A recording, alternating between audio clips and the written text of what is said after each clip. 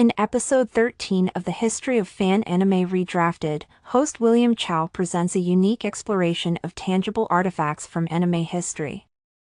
The episode focuses on examining historical memorabilia from his personal collection, providing detailed insights into these historical items while introducing viewers to significant yet lesser-known anime titles that deserve recognition. The narrative delves into Arctic Animation's establishment of prominence through their fansubbing endeavors of influential television series. Their portfolio encompassed renowned works including Orange Road, Maison Akaku, and Patlabor. The organization's scope extended beyond mainstream television series, as they dedicated substantial effort to distinctive animated productions that had captured attention in Japanese publications. These selections emerged from Chow's experiences with Japanese video rentals, where the language barrier prevented full appreciation of the content. The strategic response to this challenge involved acquiring Laserdisc editions, commissioning professional translations, and facilitating distribution throughout the community. The initiative garnered unprecedented success, with these titles achieving such significant popularity that major distribution companies proceeded to acquire official licensing rights. While this development technically rendered the fan versions obsolete, Arctic Animation's pioneering role in introducing these works to Western audiences remains historically significant. Their early distribution efforts served as invaluable market research, effectively demonstrating these properties' commercial viability in Western markets, a prediction validated by the subsequent commercial success of these titles. In this segment of the documentary, host William Chow examines the remarkable Laserdisc collection of Soul Bianca, a significant Tovier series from the early era of anime distribution. Through careful analysis of the physical media, Chow demonstrates how this particular series captured the imagination of viewers during its initial release period. The narrative structure of Soul Bianca revolves around an intricately crafted universe populated by female space pirates, a premise that proved particularly engaging for audiences of that era. The documentary explores how Soul Bianca's distinctive appeal can be attributed to its masterful integration of key elements that deeply resonated with the anime community of the time. Chow's examination reveals how the series successfully merged the excitement of interstellar adventure with the then-emerging trend of strong female protagonists. The series distinguished itself through its portrayal of these characters wielding sophisticated weaponry, a combination that would later become a hallmark of the genre. The series holds additional significance in the history of fan-created content, as it became the subject of one of the first successful anime music videos, AMVs, produced by the community. During this period, the creation of AMVs faced significant technical limitations due to the constraints of analog video editing technology. Unlike modern nonlinear editing systems, which allow for precise manipulation of video segments from various sources, early AMV creation relied entirely on VCR-based editing. The technical process of creating these early AMVs presented unique challenges. The editing methodology required sequential scene selection, utilizing the VCR's flying erase head to achieve approximate frame accuracy. The technology's limitations prevented the implementation of sophisticated transition effects, such as waves, swipes, or fades, without specialized equipment. The editing process necessitated a straightforward approach of sequential cuts. In a notable collaboration, William Chow worked with his colleague Garth to produce an AMV featuring Soul Bianca set to Snap's power, demonstrating the creative possibilities within these technical constraints. Moving on from Soul Bianca's commercial release, host William Chow presents another significant piece from his collection, the Japanese animated adaptation of Starship Troopers.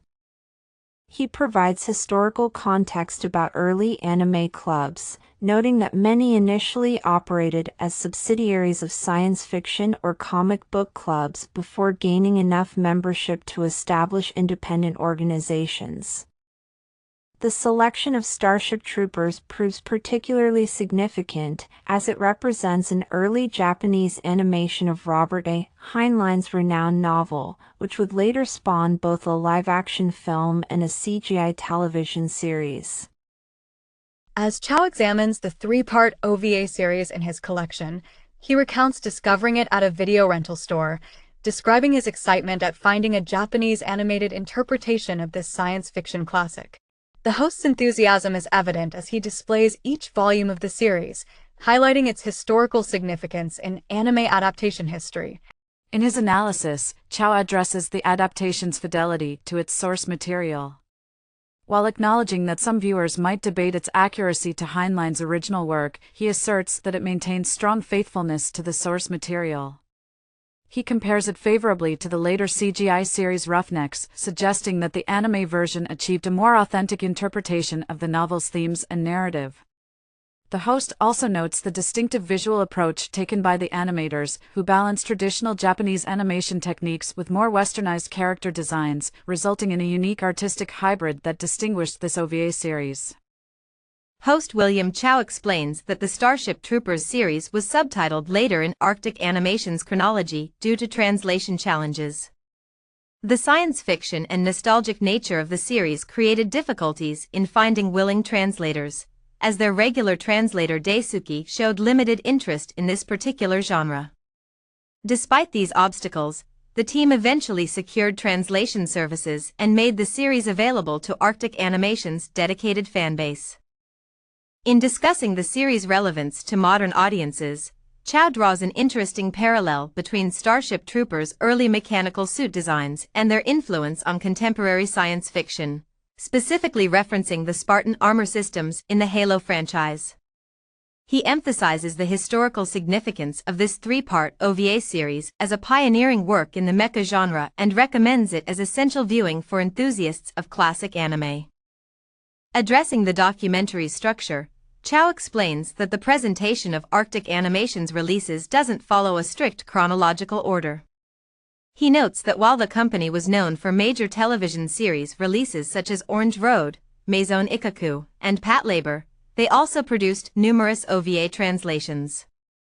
The host reveals that certain series, particularly Orange Road, hold special sentimental value and warrant dedicated episodes to properly showcase their unique elements and historical significance.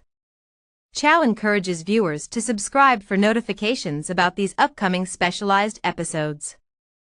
In the next segment, host William Chow introduces a series that held particular significance for the translation team. He recalls how their translator Daisuke displayed exceptional enthusiasm for a series called Kokoro Greenwood, also known as Here is Greenwood. Chow describes a memorable road trip to San Diego Comic-Con where Daisuke, deeply engrossed in the manga, would share compelling moments from the series, including a humorous scene involving a character's washroom mishap. With meticulous attention to detail, Daisuke would present each panel of the manga, providing detailed explanations of the unfolding narrative. The host further elaborates on Daisuke's passionate approach to sharing the series, noting how he would often transform into an impromptu voice actor, bringing the characters to life through animated performances. Chow recounts a particular scene involving the dormitory president and the main character Hasakawa, where Daisuke would enthusiastically act out their interactions, complete with dramatic emphasis on the president's warnings about noise complaints and Hasakawa's characteristic lamentations about his predicaments. During their visit to San Diego Comic-Con, host William Chow and his team encountered Robert Gutierrez of the Ranma Project. At the convention, Daisuke enthusiastically shared the manga of Here is Greenwood, Kokoro Greenwood, with Robert, reading various passages and explaining the storyline. Robert, previously unfamiliar with the series, developed a strong interest in the title. Following this encounter, the team acquired the anime adaptation, with Daisuke promptly completing the subtitling work. The team obtained both Volumes 1 and 2 of Here is Greenwood, followed by Volume 3. The progression from fan subtitles to commercial release represented a significant achievement for the team. The commercial version offered superior video quality, refined subtitle timing, and additional features such as selectable subtitle options, elements that have become standard in modern anime releases. For viewers interested in exploring classic anime, Here is Greenwood offers an engaging high school narrative with distinctive plot elements, available under its Japanese title Koko wa Greenwood or its English title Here is Greenwood. In the final segment of this episode, host William Chow introduces a collection of video game adaptations that hold particular significance. He references his recent appearance on the Happy Console Gamer channel, where he participated in both an interview episode and contributed to their Sakura-Con coverage. These appearances provide additional context about the anime landscape of the early 1990s and its evolution to the present day. Chow then transitions to discussing a series of anime adaptations based on video games, specifically introducing Graduation and Debut. Before delving into the series discussion, Chow presents a unique artifact from the era of physical media distribution, a record mailer.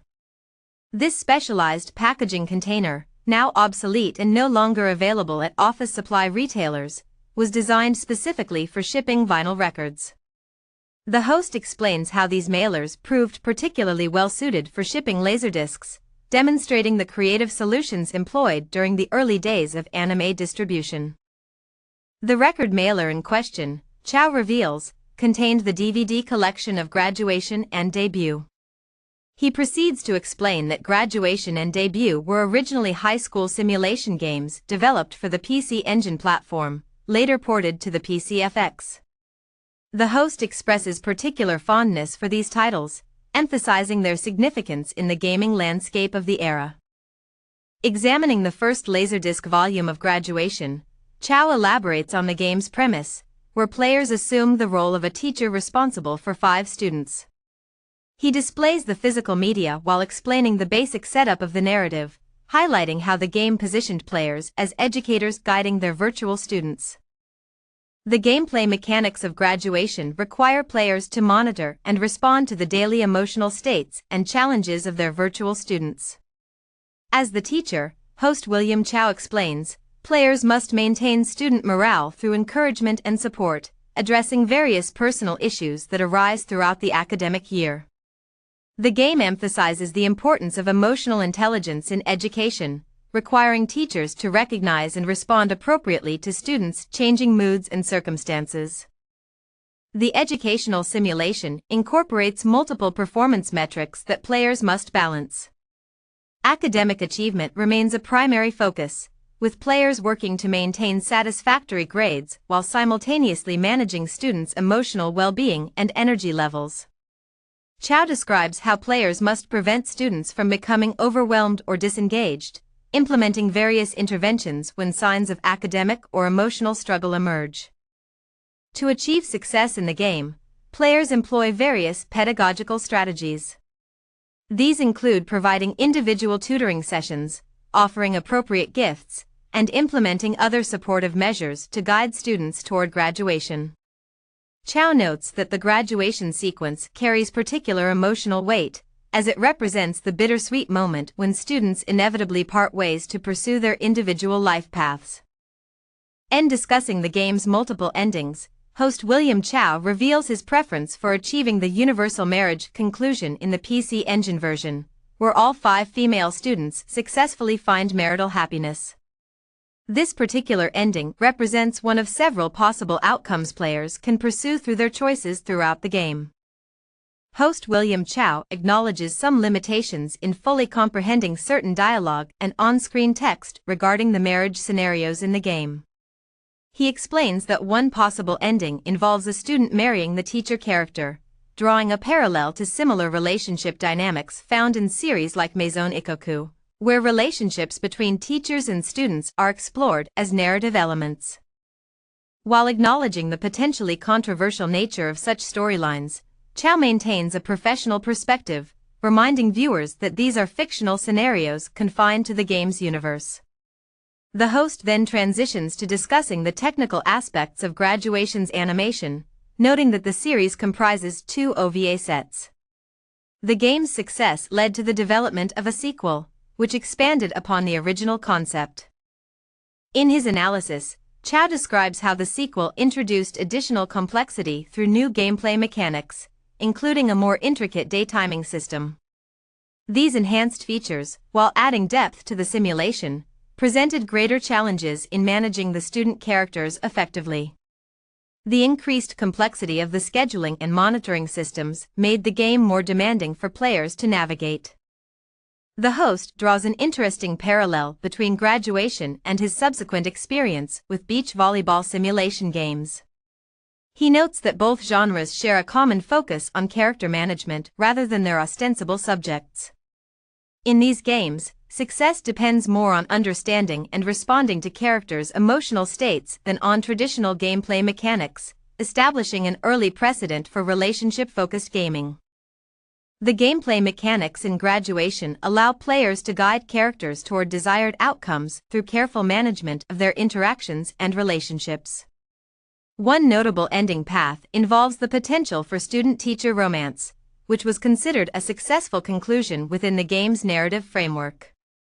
The animated adaptation's popularity led to multiple iterations, including Graduation 1 and 2, which closely followed the original school-based premise.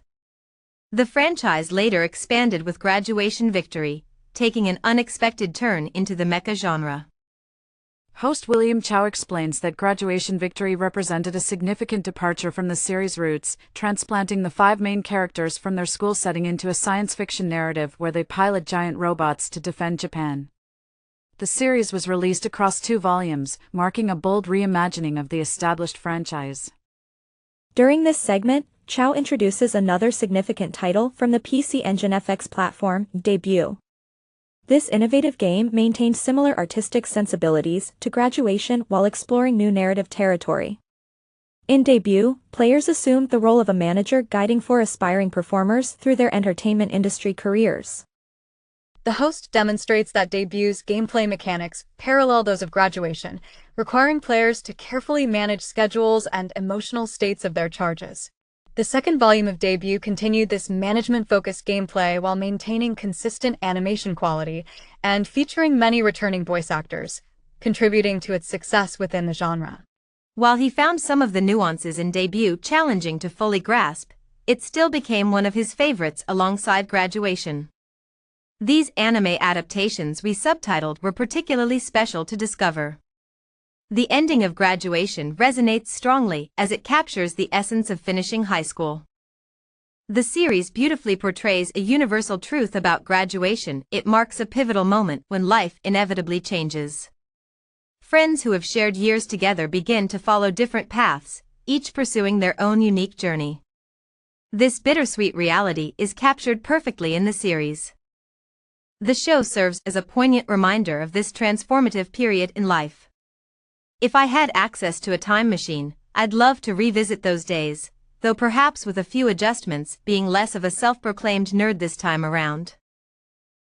Your engagement with our content is invaluable. We encourage you to interact with our videos through likes and comments, as these actions significantly enhance our visibility on the platform, allowing us to reach a broader audience interested in the cultural impact of anime in the Western world. For those interested in supporting our research and production efforts, we have established various channels for financial contribution. Detailed information about these support options can be found in the video description below. To complement your viewing experience, we have compiled an extensive list of resources related to this documentary series, including a comprehensive episode guide categorized by topic. These materials are accessible via the links provided in the description. We also have Patreon featuring exclusive content and behind-the-scenes insights. This resource offers additional materials that enhance our documentary series, including extended interviews, archival footage, controversial content, and in-depth analyses. Furthermore, we regularly update our blog with supplementary information, addressing frequently asked questions, sharing historical anecdotes, and showcasing visual artifacts and personal stories on the website via the links provided below.